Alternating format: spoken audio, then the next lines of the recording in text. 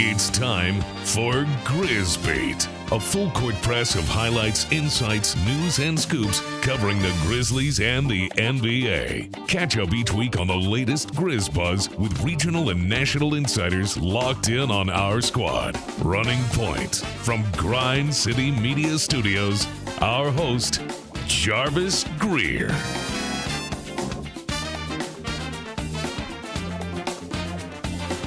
Hey everybody, it may be a rainy, dreary Wednesday outside, but it's always on fire here at our Grind City Media Studios, 191 Beale Street, right across from the Grindhouse FedEx Forum. This is GrizzBeat. I am your host, Jarvis Greer, and of course, in studio, we always have one of the greatest panels ever ascended.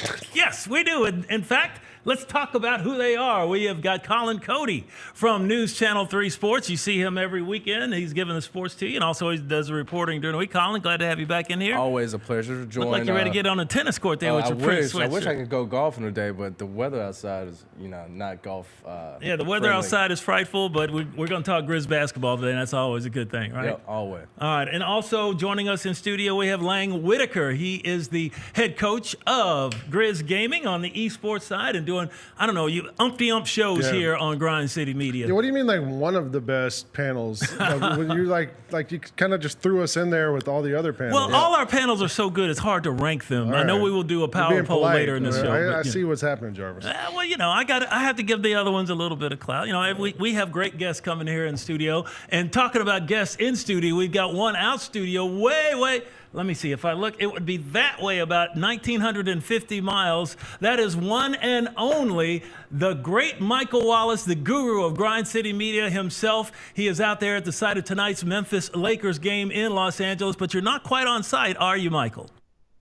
No, I'm not quite on site yet, but I'll be there shortly, man. The team will be leaving in a couple hours, and we're at team headquarters right now. Just got finished with the team meetings this morning.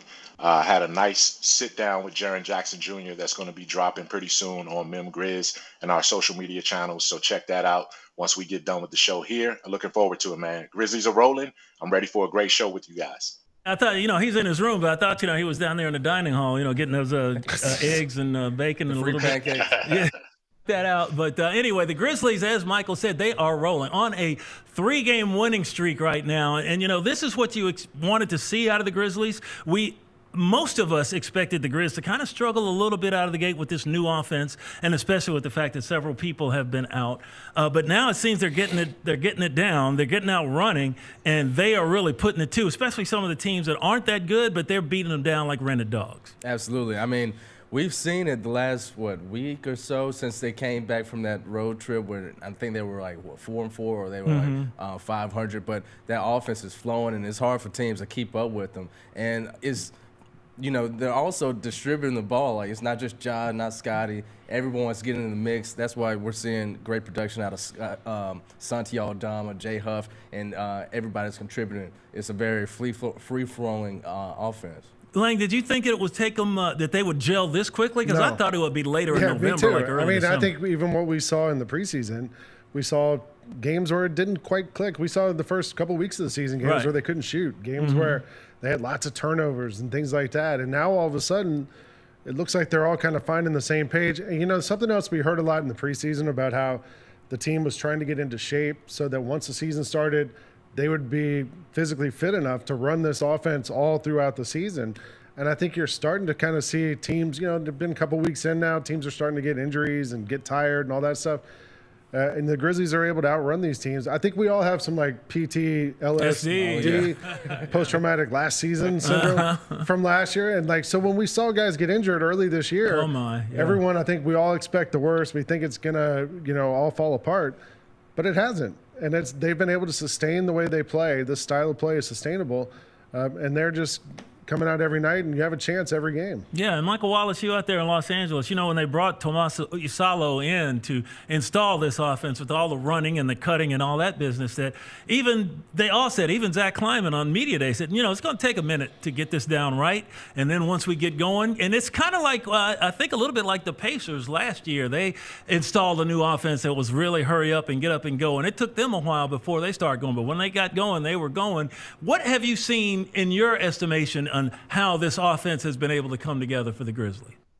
It's kind of been an unfair situation because we're seeing the offense be installed, but we're not seeing the key players installing it, right? They've had some injury attrition and some issues, and we haven't really seen a full complement of games where these guys have been on the court together. So it's going to always be kind of a work in progress. And the Grizzlies have found a way, through those first a handful of games, they were a 500 team. Now they've turned a corner a little bit and took advantage of the schedule to put 3 straight wins together. And you're seeing them score the ball, you're seeing them share the ball, and you're seeing them rebound the ball. And I think as long as Taylor Jenkins says, okay, look, the principles, the pace, and the possessions, those all matter on the offensive side. But we'll really hit our stride when we see those same things come to fruition on the defensive side too. And we're starting to see that. This is going to be the biggest test that this team has faced all season tonight, though, against the Lakers.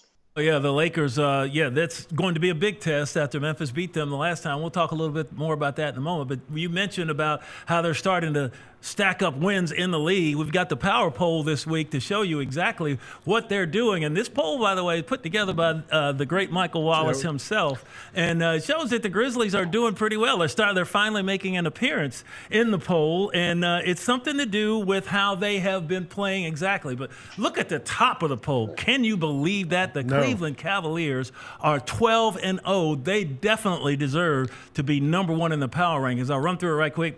Cavs at number 1 at 12-0. The Thunder 9-2. We expected that, but now they have suffered a big injury. We'll talk about that in a second. The Warriors at 9-2. Not expecting that with the age of the Warriors. Celtics, they're in the 4th spot right now, having just lost to the Warriors. And then you got the Suns at 9-2. Didn't see that coming. I thought they'd be good, but not after with their age and everything. KD is now limited a little bit. The Nuggets, we've seen them right there in the 6th spot. They're in a good spot with Nikola Jokic starting to play like Superman, like he has the last 2 or 3 years. The Rockets, unexpected. They're the Grizzlies making their first appearance in the great GrizzBeat Power Poll, brought to you by the great Michael Wallace. He finally decides to put the Grizz in there, so we can say, okay, Michael, very good this week. But no, they deserve to be in there. The Lakers at 6-4, and the T-Wolves at 6-4 as well. What about this poll do you see, Colin Cody? That any surprises for you in the poll? Honestly, the Cavs, obviously what happened last year with Darius Garland and him not being fully healthy, and obviously, so they had some injuries that they're, finally healthy right now. Donovan Mitchell, he's playing at an extremely high level too. But the Grizzlies, they actually, if they would have won that game in Houston, they would have superseded the Rockets right there. So I think that's a part of the early part of the season that we saw. I know we're 11 games in. We're talking about the early part of the season. But, if the Grizzlies finish out the Rockets, the Bulls, and they keep their rhythm, I mean, they are potentially, a top 4, top 5 team in that ranking. Yeah, and as you look at it, you had the 2 losses to Brooklyn, and Brooklyn's not tanking yet. They're still playing, and they're actually playing pretty well. Yeah. But, you look at that, Lang, and what do you see out of that? Cavs, too, also. I don't think anybody saw this. They've had a favorable schedule, and I was looking ahead for them a little bit. It's still pretty favorable until they could be 15-0. Then they play the Celtics. So they'll get a test down the road a little bit. And eventually one of these nights, it's going to, catch up to them in the NBA like it does. But, the Cavs have been surprising. I thought the Suns might struggle a little bit early on just because they're coming off the USA basketball and they've got a lot of miles on them. And Tyus Jones trying to fit into that, but they've been pretty seamless with Mike Budenholzer there. But now KD is hurt. Beal got hurt last night, so we'll see if that's long-term or not.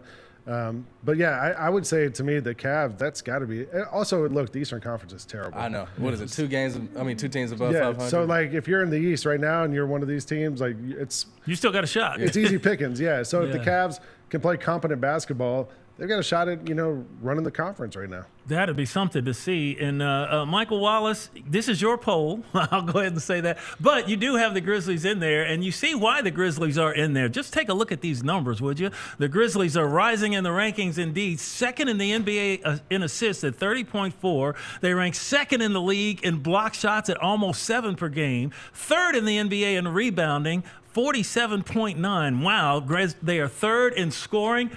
120.9 points per game. Remember the grit and grind area when he struggled to get to 100? Now they're eclipsing the 130 mark in the last few games here. And they also rank third in the NBA in field goal shooting at almost 50%.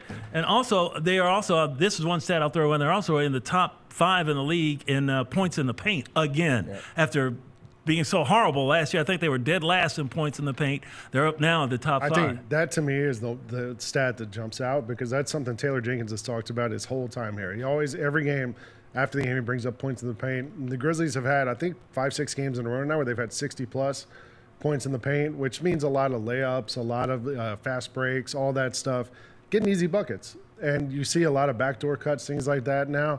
I know, it used to be 40 points in the paint. 50 was a good number. 50 was a good number, yeah. 60 plus, like all these games in a row, that's pretty remarkable to me. And I think that kind of tells the story of how efficient this offense has been early this season. And you talk about, you think it's a lot of three-pointers we've seen, but we've seen so many backdoor layups happen because people are actually cutting off the ball. And, of course, Ja being back for the time he was, that makes a big deal because he's always got the floater in the lane, but he sets up so many people. And then Jaren is back to his driving game. So that's really good. And, Michael Wallace, since you put the original poll together, the Grizzlies top 10 poll every week, what is it that stands out to you in this poll? And with the Grizzlies back in there, we can definitely give you a salute and clap for that. Hey, and we'll get to that poll a little bit in the next segment and next block here. But the poll that matters and the rankings that matter are what we just put up there in terms of where the Grizzlies are and how they're trending in the league stats, statistical areas, and talking about how they're playing the basketball game right now, the things that are coming together. And I think of the areas where they're in the top 3 in the league right now, statistically, the rebounding one resonates with me the most, because when you're rebounding the ball well, you're not allowing teams to get second chance opportunities. And the Grizzlies have been dealt some death blows because teams have been able to get offensive rebounds, kick out, and hit threes wide open.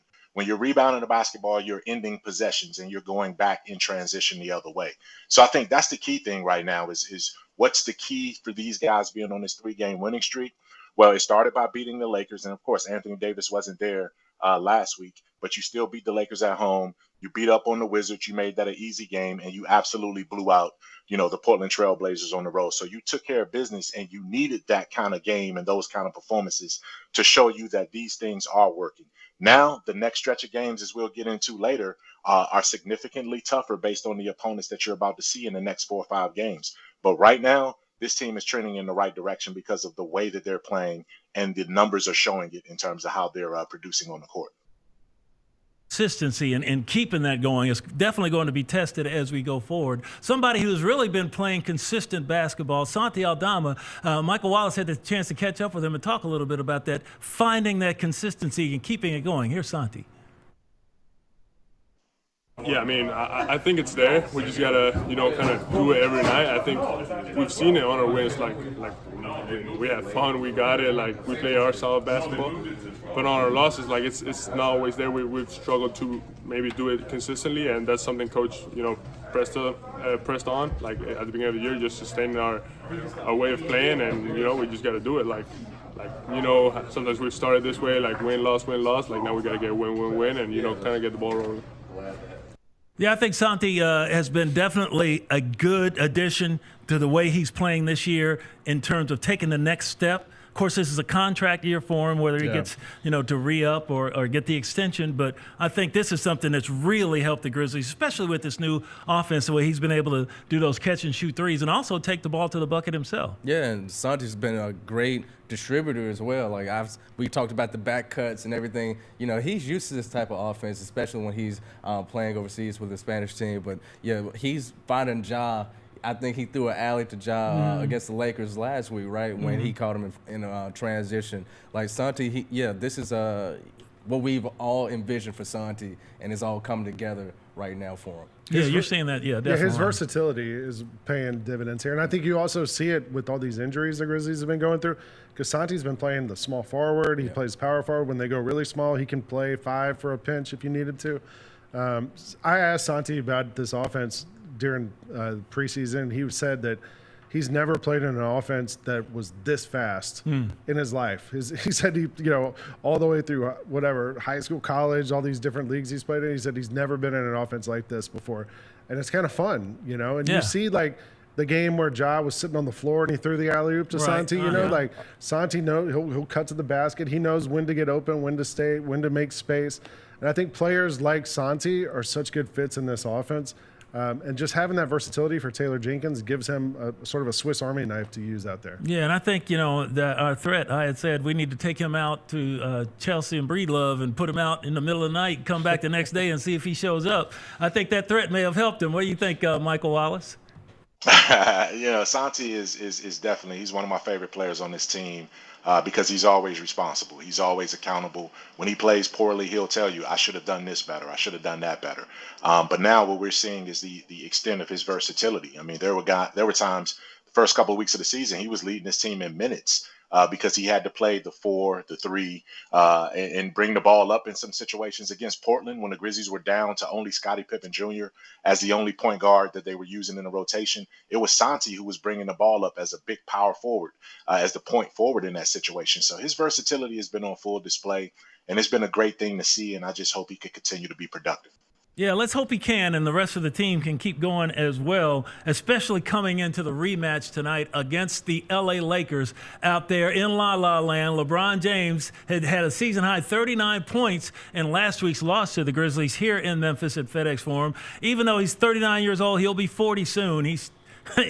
Somebody could score his age at 39. Yeah. That's something. The guy is just incredible. Now, the Lakers are the West's lone remaining unbeaten team at home, so that's really going to be something. The Grizzlies, that's going to be something against them going into tonight's game, and they are tough in the former Staples Center. What is it, Crypto.com right now? And the Grizzlies shot 50% on threes, 17 of 34 in their big win over the Lakers last week, 131-114. Of course, Ja played in that game. Won't have Ja tonight, won't have Dez. He's out. There are some rumblings that maybe later in the week we could see VW, Vince Williams, back in the lineup. But Michael Wallace, you're out there. Did you hear a little bit about whether or not Marcus Smart might be available for tonight? Is he listed as doubtful? No, he's not listed as doubtful. He's going to go through some pregame warm-ups and see where he's feeling. He practiced all day. Well, not all day, but he practiced in the full practice session in that game. But when you go back to what the Lakers and the Grizzlies were doing last week, Ja Morant was a very, very emotional leader in that game, and he had some things going in this game as he talked about. But another big time performance from Jalen Wells, starting as a rookie again. He's been consistent, taking on that two-way matchup with LeBron James at time.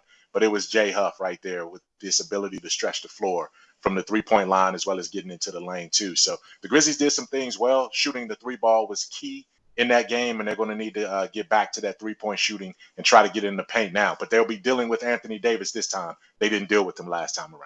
And what about Rui Hachimura? He missed the last game. Have you heard anything about him out there in L.A.? Yeah, Rui should be back. I mean, they both Anthony Davis and Rui Hachimura were back and expected to be playing in this game from that standpoint. Anthony Davis got poked in the eye in their last game coming into this one, but he said at practice yesterday that he wasn't going to miss this game against the Grizzlies. They know they want to protect that 5-0 record that they have at home as the Western Conference's lone unbeaten team at home right now. So they want to definitely put on a big-time show to stay unbeaten at home. All right, so we'll need to see that depth come through for Memphis. We saw Jalen Wells in the video, saw Jay Huff. Gives you some versatile pieces, especially now. They made the move a couple of games ago. They put Brandon Clark back in the starting lineup, and he looks like he's got the BC bounce back. And if he's able to play against Rui Hachimura, that'd definitely help Memphis' chances in this game. Yeah, especially when you don't have Ja Morant or Marcus Smart or Desmond Bane going into this one. You want to see what they just had in Portland. They had a few days off, 32 assists against the Trailblazers. I know it's obviously a different team, and LeBron that force with AD, but you want to see the Grizzlies continue to use their bench depth. Jake LaRavia, who had a season-high 18 points last time out, he's probably going to be somebody that they also lean heavily on in LA tonight. Yeah, I made the case on Twitter during the Portland game that Jake LaRavia has probably been the most consistent player on the Grizzlies this season. Yeah. And I know he catches a lot of strays from Grizzlies fans online and stuff, but defensively, offensively. He comes to play every night. He doesn't really try to do what he can't do. He stays within himself. And as long as you're not asking him to be like one of your two main scorers, if he's more of a complimentary type player, he's been great for this Grizzlies team. Don't forget last year in Los Angeles, I think it was Marcus Smart's season high at 29 points in LA last year. Likes playing out there. Hopefully gives you just a little bit. You don't need 29 from him tonight, just a little bit more depth to help get you through this game. I think the Lakers are going to have this thing circled, especially after Josh said he doesn't like playing the Lakers after the last game, and we beat them as badly as we did the last game. We've seen some games in LA where you could say they get a friendly whistle in their home arena. So hopefully it's a little equitable tonight and the Grizzlies get a shot at it and are able to kind of make a statement there. Well, hopefully with Marcus Smart, if he is able to come back, he's a bright lights, big city kind of. He likes the bright lights, and he doesn't mind getting up in people's faces, and he is respected by the opposition. They know that if he's coming at them, they better be correct or it ain't going to work. And so, have the possibility that he could be back in the lineup would be great. But somebody who's just been really consistent and earned his contract this year, Scotty Pippen Jr., coming off a triple-double. I think he and his dad are the only ones in NBA history to have triple-doubles in an NBA game. He scored in double figures in 6 straight games. As we said, the first career triple-double, that was in the win over the Wizards here at FedEx Forum last week. And he started the past 2 games at point guard for John Morant, who's out with that hip injury right now. And just Scotty has just played so well, and to see the things that he's done. Look at that the NBA even put all this out there. First father-son duo to record a triple-double in NBA history. We're all too proud to have him wearing that Memphis Grizzlies uniform, and he has earned it and worked for it. And Scotty talked a little bit about his time here in Memphis and what and how he's played. Ja had said something to me. He said I was 2 away. So I don't know if he meant rebounds, assists, or what it was. So I was trying to feed Jaren to get the last 2 assists, but he started missing. So I knew I was going to be coming out the game soon because he was up. So I was just trying to give my teammates a good look. And luckily, Santi got the back door and Jaren hit a couple shots for me. I think picking Jaren tonight was probably a good choice. Yeah, he definitely. Trying to get the triple-double. Yeah, sometimes when I pass him, he likes to dribble a little too much, so I don't get it. So it was hard to get it, but it was a good thing he made some shots. Scotty, Sonny said the other day that it's time for you guys to get 2, 3, 4 wins in a row to show that continuity. Yeah. Do you feel like you guys are in that groove now where it's starting to come together? Yeah, I think everything's coming together. Our offense is flowing. Guys are playing with a lot of confidence. And, some of the games we had that we felt like we should have won, we lost. So definitely want to pick back up and try to get a little run going. What you going to do with the basketball? I'll probably have a couple of guys. All the guys signed in, just probably frame it. History, like you said, so we'll see. That was so funny. He was talking about trying to get it to Jaren. That was the night that Jaren had 39, and Jaren had started missing a couple. So, enough for you. I'm going to go somewhere else. But it actually worked out for him. Yeah, it was great. And Lang and Mike, you might like this reference. This is perfect. Stunning like my daddy, Lil Wayne, Birdman, I'm happy for Scotty. Just a month into his first real contract, and he's already doing this, already, climbing the NBA charts when it comes to assists a game in the NBA, and him and Ja on that list. But, yeah, I mean, this is just a guy that went through his licks. Didn't matter who his dad was. He earned everything that he's getting right now. Yeah, Michael, let's hit Michael real quick. You saw this coming from Summer League and also from the end of last season when he was forced to play with Ja being out all those games. The young man's maturation coming from Vanderbilt, being in the Lakers organization, and then, getting released by the Lakers, basically played in their G League and then had to go somewhere else. Here in Memphis, he is making his mark. Oh, he's definitely making his mark. And I go back to, when he first signed with the Grizzlies, we had a chance, Pete Pranica and I had a chance to get with Jerry Stackhouse, who was still a coach at Vanderbilt at the time. And he said that Scotty being a scorer in the NBA won't be a problem. Him accepting that he's a facilitator and a setup guy, and he's got to be able to do it on the defensive end. That's what's going to keep him in the NBA. He has the athleticism, the skill, and the scoring ability to be able to get into the league. But those other things are going to keep him in the league. And, that's what I'm most proud about Scotty, man. I sat down with him the day after he arrived last spring in Chicago when the Grizzlies were playing the Bulls, and sat down right underneath his dad's jersey hanging in the rafters up there. And he talked about trying to make a mark and get someplace where he can stick.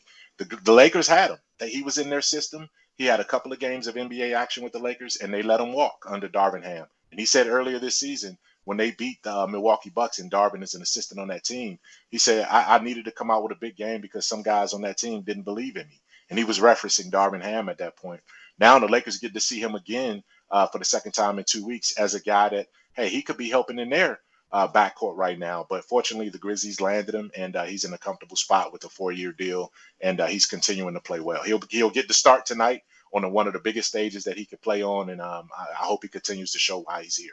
It would be great to do that for Scotty Pippen Jr. And also, you saw in that video, he got a steal there, which brings us to our question of the week, which is... Landon, right here, we were discussing about Memphis Grizzlies defense. You asked the question, we might give you the answer. Give me the question. Who will lead the Grizzlies in steals?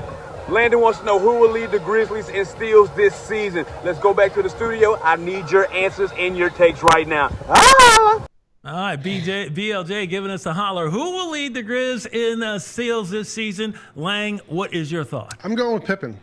He seems to have embraced that role, and it's like a slow burn. Like, he might not get to steal every time, but he hounds guys the whole game long. But eventually he'll pick off 1 or 2 of those plays. He always gets one in the backcourt at some point. So I'll go with Scottie Pippen. Also, just real quick, Pippen's not the only former Laker.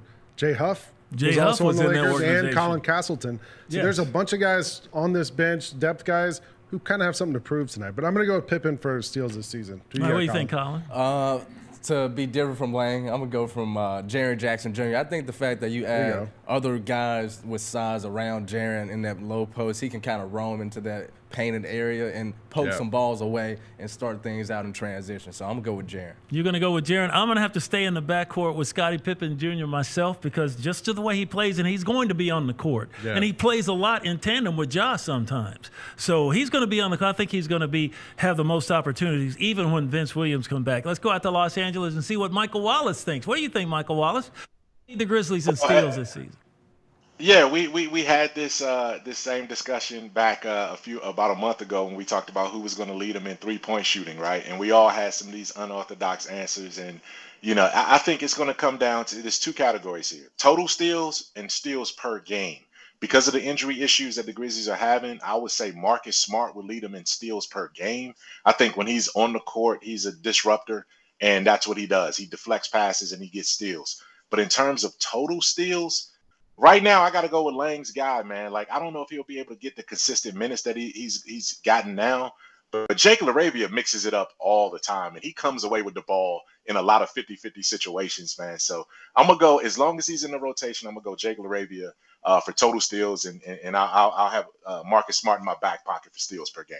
All right, we got like a whole bunch of different answers, but that's a good thing, though, because that means the Grizzlies are being active hands, and they're not only are they getting steals, but they're deflecting balls. The great Hubie Brown, who coaches the Grizzlies, said that steals, he loved deflections. You get deflections, you're probably going to win that possession. So if the Grizzlies keep doing that, hey, looking real good. And we're looking good to go to a break right now. When we come back, we're going to take you around the NBA with more discussion here on GrizzBeat.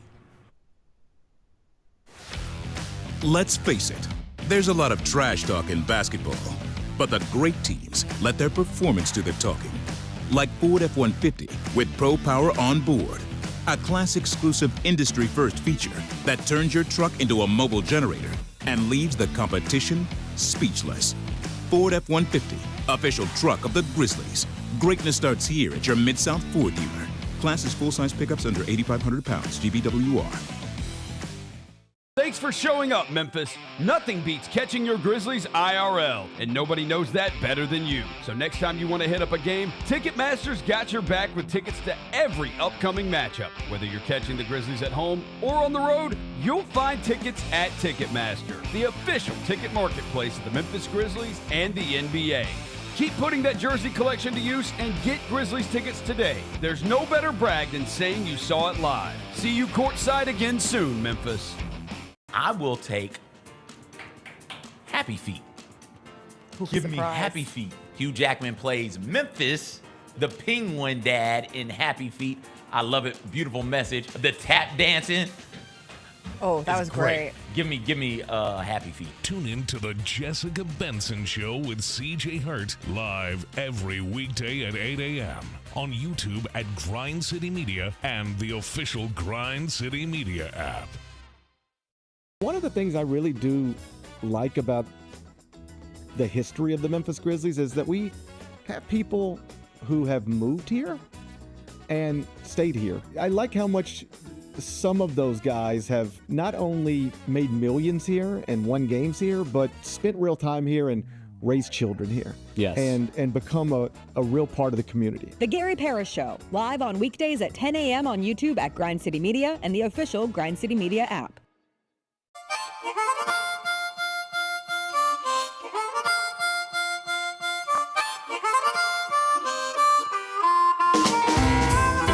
Introducing the 10-game ticket flex packs, the ticket plan as flexible as your life requires. Customize your Grizzlies experience and set up your own lineup featuring 10 must-see Grizzlies home games. Now to get started, you know what to do. Just call 901-888-HOOP. That's 901-888-HOOP or visit www.grizzlies.com/packs today.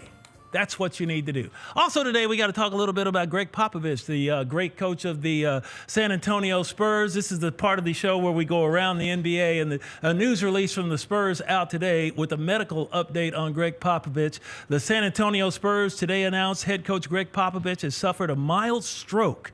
The episode occurred on the November 2nd at the Frostbank Center.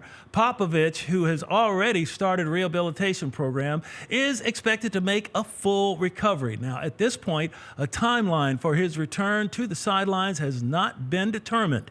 During this time, the organization is grateful to the extended community for providing privacy and space to the Popovich family. So that is all news that we do not want to hear about Greg Popovich. You know, the gruff exterior and all that stuff. The guy's really a pussycat. He's really just a really good guy at heart. And, he drove his Spurs hard. He was hard on the competition. He was hard on the media sometimes. But afterwards, he could take you out and take you for a beer or something or other like that. So it's really disheartening news. But, he's getting up there in age, but he still has the grind. And he is a good person at heart. And Michael Wallace, is there any – I know you've covered the NBA for a lot longer. You've covered it personally for a lot longer than most of us here. Because I'm just a fan, for the most part. And I did it some at work. But, what are your feelings about the statement from the Spurs about Greg Popovich? I'm glad that they came and made it public, gave us some more details about it, because he had been gone for 6 games, almost 2 weeks now. And, he's meant too much to this league. He's the all-time leader in regular season wins. He's got all the championships. He's the godfather of the coaching fraternity in the NBA right now, and has been that way for a few decades. And so for many people not to know what's going on, is this something we need to worry about that may cost his life? Is this something is it just something he can get through? Like, I think the Spurs needed to come out with some kind of statement to clarify the extent of what Greg is going through, because he is 75 years old, and a stroke can take your life, So I think just out of respect and for those who covered Greg and who want to wish him well, we now have some clarity on what he's facing. And, his coaching tree extends all across the league. And I've had a chance to be around him and cover him for a long time. I know Lang has been around him for a long time as well, too. He can be a curmudgeon at times, but his heart is in the right place. And he's certainly one of the greatest to ever do it. So I hope him a speedy recovery that allows him to get back and end this thing on his terms when he's ready. Yeah, Jarvis, I got to spend some time with him several times when I was at Slam Magazine, and I went to San Antonio for a week and did this story about like how the Spurs organization runs. And the PR guy was like, "Hey, Coach Pop will sit with you one-on-one. We'll just come to practice tomorrow." So I go to practice, and he comes over and introduces me, and he says, Coach Popovich, this is Lang Whitaker from Slam Magazine. And Pop goes, he gives me the treatment. You always see him give the sideline reporters. Yeah. He goes, Slam, that's kind of like U.S. News and World Report, right? And I was like, well, they sort of stole our style, sir. And he laughed. And then after that, he was fine. Like, you kind of have to have that hazing from Pop. And once you get through that, he was great. He'll He throw a couldn't have line been out better. there, and if you give it back to him, he loves it. As long as you give it back, I think he kind of respects that little back and forth. You know, he was always a big, I don't know, the enophile, a wine guy. He loves different wines. And another friend of mine who works for ESPN went up to Pop at Summer League and was like, hey, I want to do a story about your love of wine. And like he was actually like, I don't know if he still is, he was like investing in vineyards and all this different stuff. And Pop was like, look, man, I really appreciate you. And it's a great story idea, but this is the one thing I have to myself. And I just don't want to talk about it. And I don't want you to do a piece on it. And they were like, okay, fine. Well, we won't do it, you know? But I think everything else, we knew everything about Pop. Like he lived his whole, coaching tenure and everything out in the open and won so many titles and was so great. And like Mike said, like all of his, coaching assistant coaches are now scattered across the NBA. His system is scattered across the NBA. Like I don't know any coach, maybe Phil Jackson, who's had as much of a thumbprint on the NBA, the modern NBA, as Greg Popovich. Colin, you're a young man, but I know you've had some dealings with Greg Popovich. Yeah, I feel it started early. Obviously, if you grew up like an OG Grizzlies fan from Memphis, you hated the Spurs every time they rolled into always come Memphis. in and beat us. Oh my goodness, that was rough. I mean, those playoff battles, then we finally got over that hump and that hurdle. And like you said, Lane, he's got a thumbprint across the NBA. But my only, I guess, Pop story is like when they came last year and Wemby was here. Everyone wanted to ask him a Wemby question, and I was able to ask him about it. What do you guys like to do when you come to Memphis? And Lane and I just kind of spoke about it. He raved for like minutes about his love and affinity for the Civil Rights Museum and what that means to have it here in Memphis and the history of Dr. Martin Luther King. So Pop, he if you ask him the right things and you approach him the right way, he'll definitely open up a little bit and tear back that onion that he has. It's an onion, but it can be peeled. It might make you cry. It might make you cry. And you guys touched on, but you really touched on that, his affinity for, coming to the Civil Rights Museum. That's what I wanted to say about Greg Popovich, because he was as good a man as he was a head coach. And he still is here now. I mean, he had a stroke. Hopefully he'll be able to get back on the bench and we'll see him out there. But he never shied away from any controversy, and he always spoke his mind. And it was like, hey, look, I know I'm representing the Spurs or people, I'm representing myself. And he talked about what he believed in, and that's the biggest thing about Greg. And that's why the guys on all those Spurs teams follow him. He was one of the first ones to embrace that European style, and brought in players like Manu Ginobili, who's from South America, and some of the other foreign players, and got them to play. Spurs. I'm so sick of hearing "Go Spurs, go."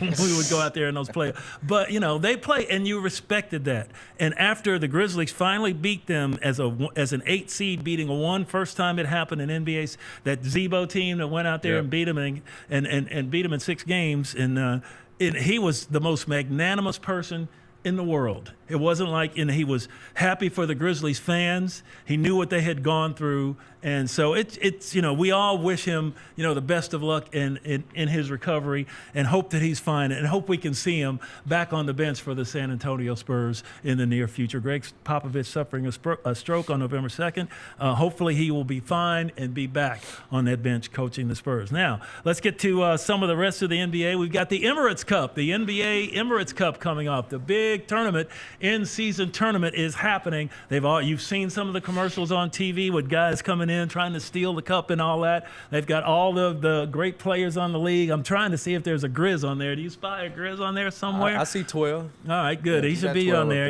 Everybody's talking about getting their Grizz Cup. Who do you think has the best chance? Now, the Grizzlies are in the group of death. You can see where the Grizzlies are. They only give the Grizzlies an 8.2% chance of winning it, and they give the T-Wolves up there at 9.5%. That's the group that the Grizzlies in. And then you go up to the Celtics. They probably have the best chance at 24%. Who do you think has the best chance to win the Emirates, the second annual NBA in-season playoff cup?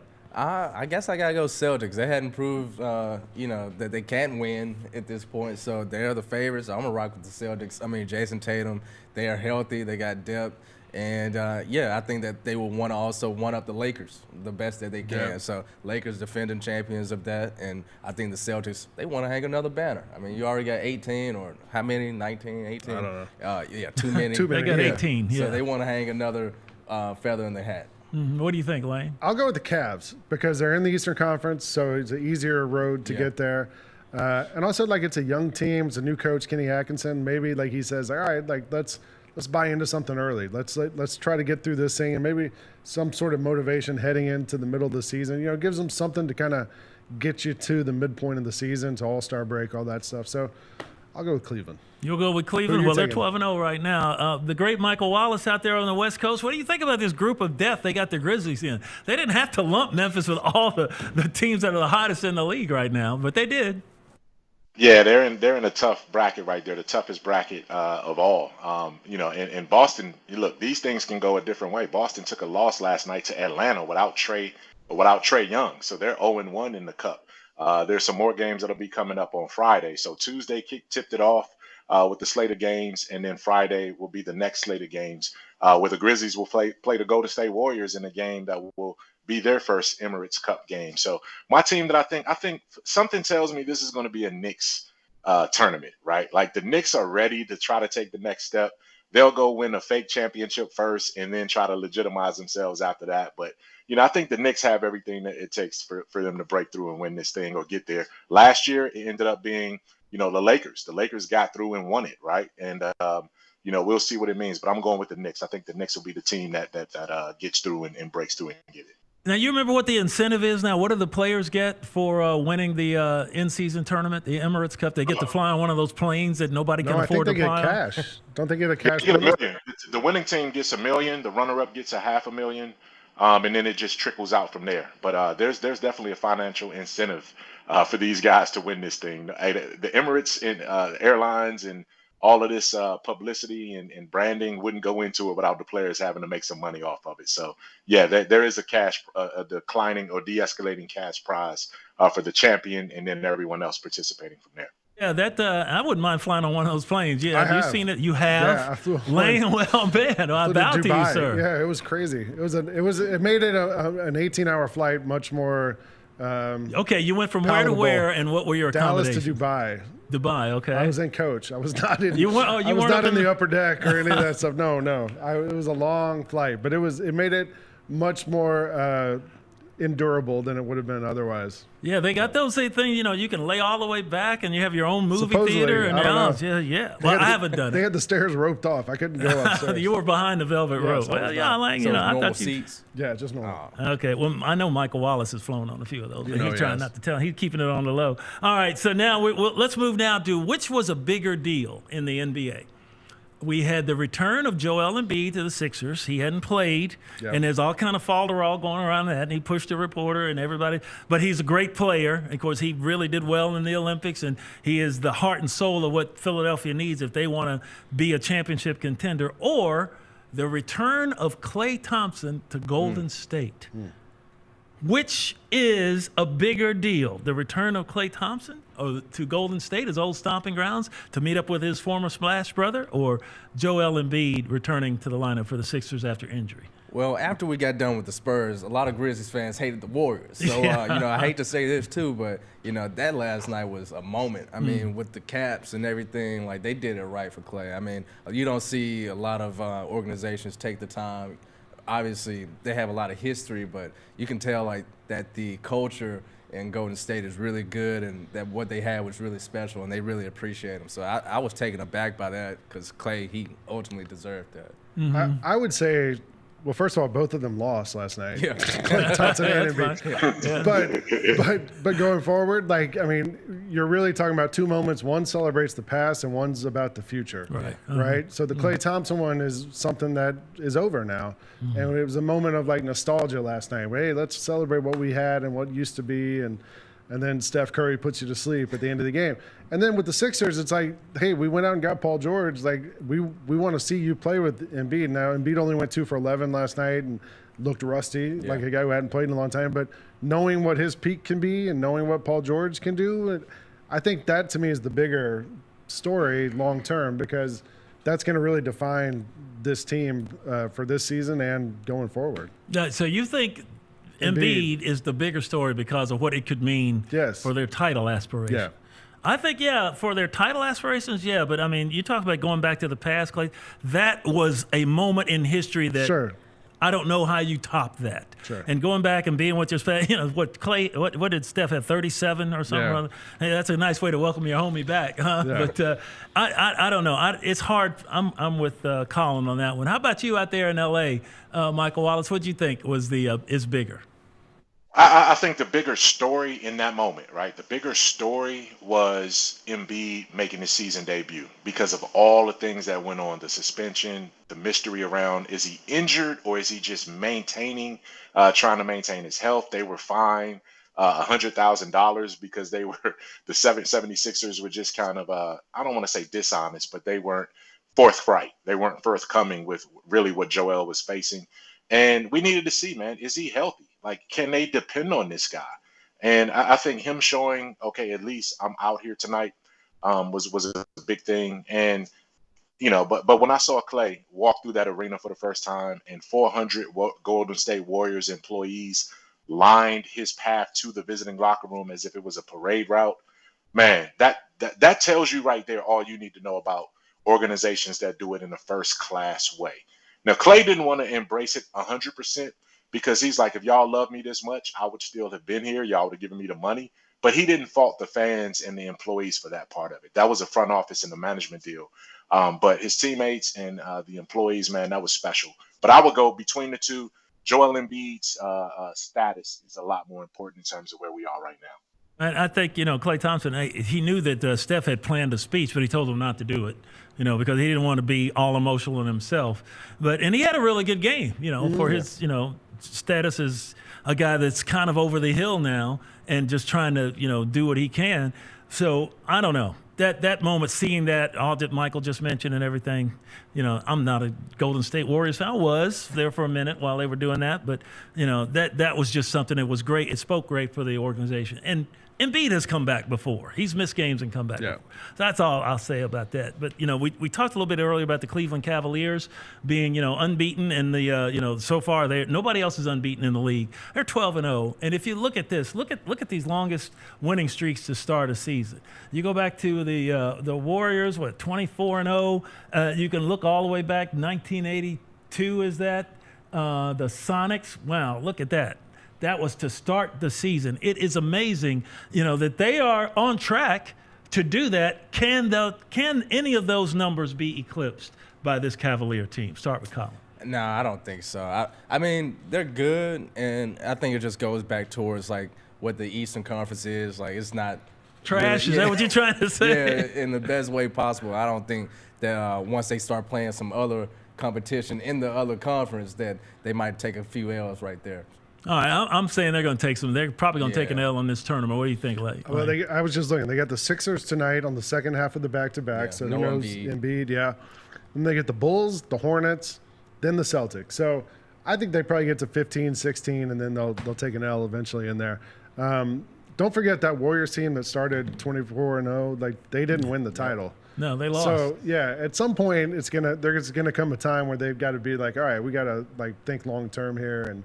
Maybe not push in all the chips right now. I mean, the Cavs are still missing some guys. Max Strus has been hurt. They're going to get more guys back.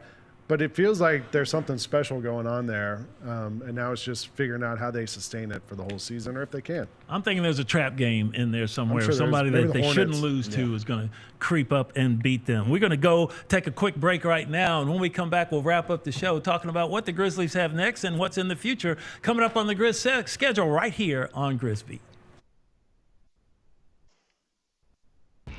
When it's all on the line, you turn to the strong, the stable, the unwavering, to those with a history of raising their performance to meet the moment. It's true in basketball. It's true in banking. Grizzlies Checking from Pinnacle. Play hard. Bank easy. Open a Grizzlies checking account with at least $100 and a recurring direct deposit by August 31st, and you could receive a $200 direct deposit bonus into your account. Details at grizzliesbanking.com. Member FDIC.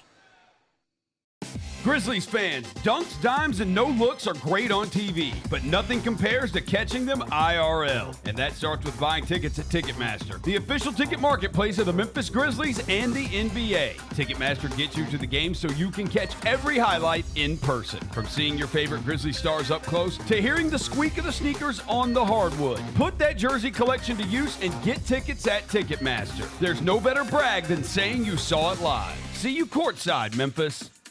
I will take Happy Feet.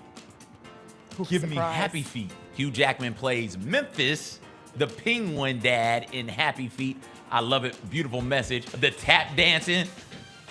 Oh, that was great. Give me Happy Feet. Tune in to the Jessica Benson Show with CJ Hurt live every weekday at 8 a.m. on YouTube at Grind City Media and the official Grind City Media app.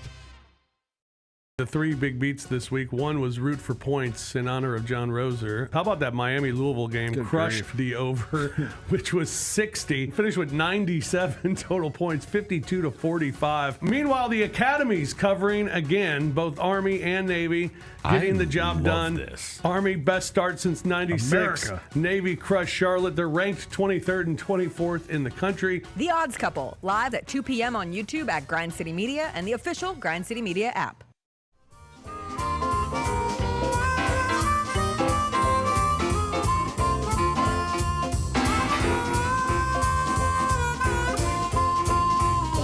Everybody, tune in. Watch your Memphis Grizzlies battle the Golden State Warriors coming to Friday, November 15th on FanDuel Sports Network Southeast at 9 p.m. That's one of the first NBA Emirates playoff games. Fans will want to tune in early at 8:30 for the Grizzlies Live, presented by Ford and your Mid-South Ford dealers, featuring Pete Pranica, Brevin Knight, and Rob Fisher. You know the crew and you'll love them well. Check your local listings at grizzlies.com for your complete channel guide to check out the Grizzlies coming up Friday night when they play at the Golden State Warriors. Of course, we got the Grizz in action tonight out in Los Angeles. Let's take a look at what the Grizz got coming up on their schedule. It's a big, loaded schedule for the Memphis Grizzlies. At the Lakers tonight, it's a 9 p.m. tip. Then it's at Golden State in the first Emirates NBA Playoff Cup game. That's a Friday night, 9 o'clock game. Then it's 2 in a row against the Denver Nuggets. Why would they do that to us, put Nikola Jokic having to play the Grizzlies twice in a row? Denver on Sunday. It's a Sunday afternoon game at 5 o'clock, and then again Tuesday at 7 o'clock. Both those games are here in Memphis, so you can come and hate on the Nuggets all you want, right? Right, eat some nuggets. Yo. What do you think about this schedule now? This, the Grizzlies had feasted off a couple of teams here. Of course, they're down a couple of players and making a couple back as this week goes along. But now we're getting into some meaty part of this schedule here. Now's when it gets real. Like, and there was some games, like the two Brooklyn games, were winnable games for this Grizzlies team that they didn't win either one of them. But now you see it. Like, it's starting to get tough for this Grizzlies team, and we're going to see what they're made out of, I think. Yep, this is the first time that these rookies and, Jay Huff will really have these opportunities. Like, the NBA just put out the new rookie ladder that, you got Jalen Wells, then you got Zach Edey as the top rookies in this class performing right now. This is when they're going to have to, earn their licks, because it's not going to be the same calls that they're getting. It's going to be a different ball game, especially when they get into the NBA Cup. Yeah, just like we talked about with Santi, the young guys are going to have to be consistent now. And they're really, Michael Wallace, going to be playing for their time, because as the better players, the established players start coming back, we'll have to see what kind of minutes they're able to get going forward, right? Yeah, I mean, when you look at that schedule, that's probably potentially the toughest 4-game slate that you could see at any point during this season. The Lakers are unbeaten at home, as we talked about earlier in the show, and you're going to have to face Anthony Davis, the leading scorer in the league, probably the league's leading MVP candidate right now if you just go through the first month of the season. He'll be back. The Lakers will be a lot more healthy than they were last week, when there was basically just a LeBron James show. In that situation, and LeBron gave you 39 in that game, right? So that's tough, man. That's a tough spot tonight. And then you go to Golden State, which just got an emotional win. You see what they're doing. They're probably the league's biggest surprise team. No one expected them to be 9-2 or whatever they are right now.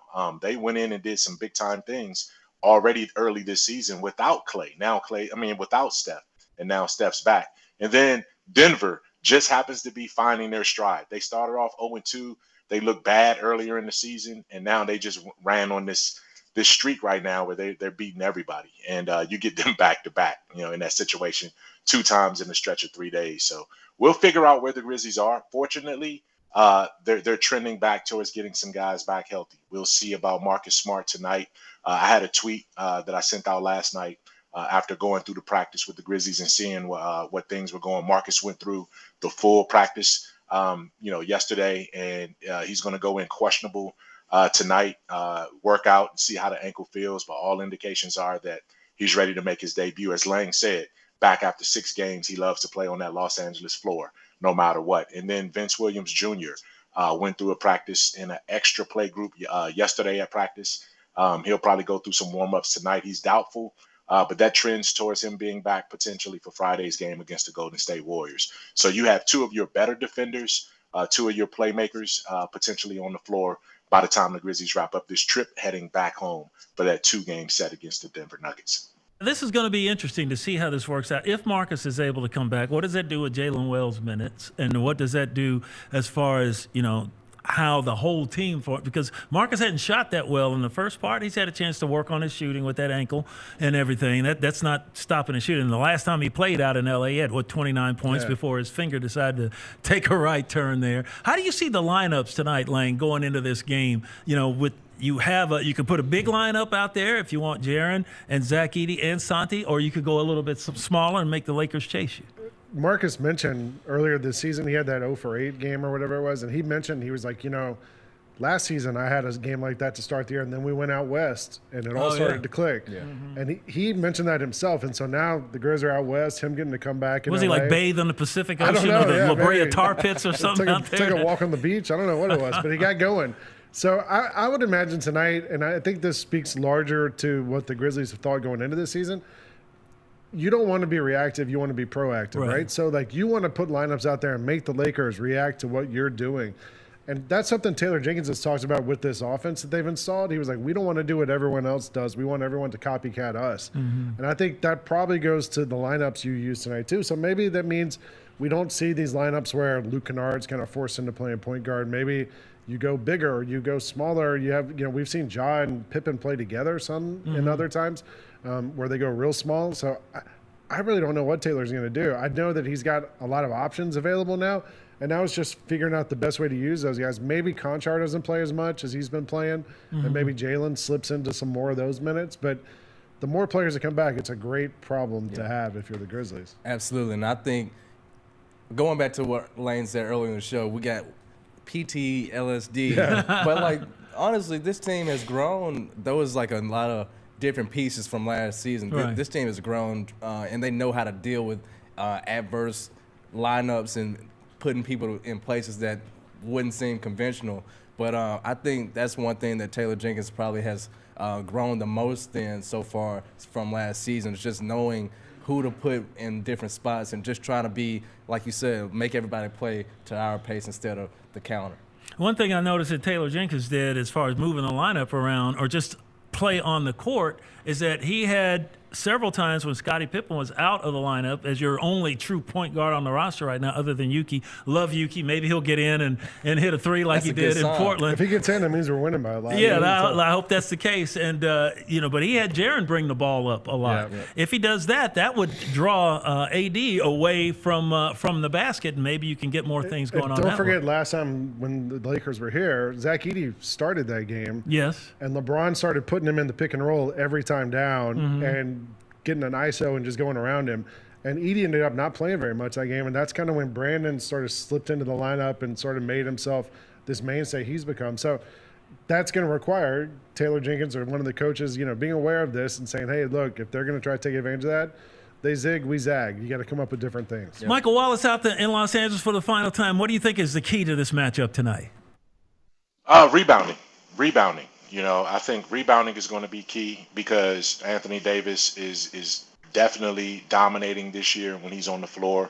If the Grizzlies can continue to be that top 3 rebounding team, limit the possessions that the Los Angeles Lakers are getting.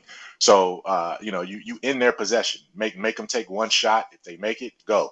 Get out there and run. If they miss it, you definitely got to secure the rebound to prevent them from getting second chance opportunities, because the Lakers do their damage on the offensive glass and also from the free throw line. And that, if you're giving them extra possessions, that means you got to defend for extended amounts of time, and eventually a whistle's going to blow, and it's probably not going to favor you.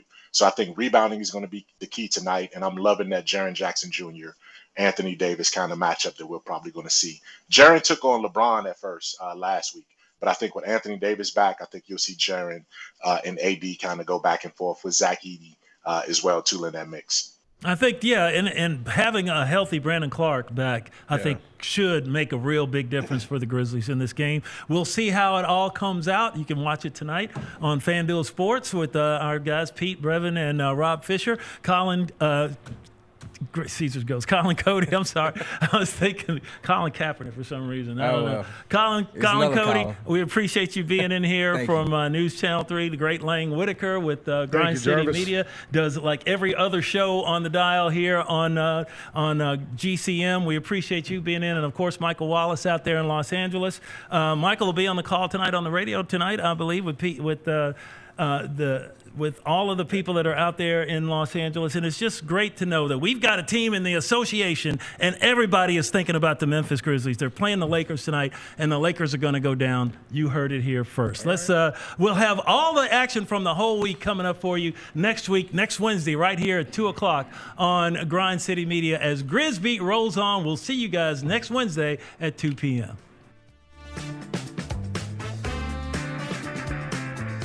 That's game. Thanks for running with us for another episode of GrizzBeat. Join us each Wednesday at Grind City Media for all the latest insight and analysis on the Grizzlies.